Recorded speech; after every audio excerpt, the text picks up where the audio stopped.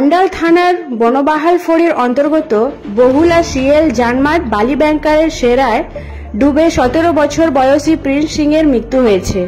ঘটনার পর বড়বাহাল ফড়ির পুলিশ ঘটনাস্থলে পৌঁছে মৃতদেহটি হেফাজতে নেয়।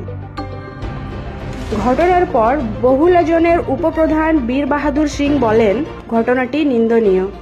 আমাদের নিউ কোয়ার্টারের বাসিন্দা প্রিন্স সিং এর কোনো কারণে বালি ব্যাংকারের সেরায় ডুবে মৃত্যু হয়েছে।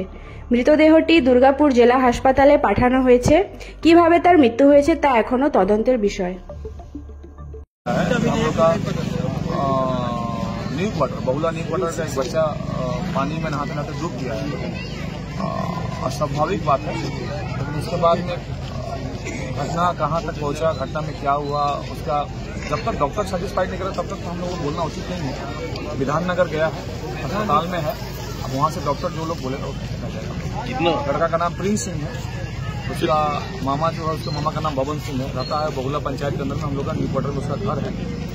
तो दुख वाला घटना है, तकलीफ में हम लोग सब लोग हैं, लेकिन अभी विधाननगर भेजा गया, प्रशासन विधाननगर भेजा। विधाननगर कोई संदेह बोल के नहीं, जब तक डॉक्टर कुछ नहीं बोलेगा तब तक हम लोग क्या बोले।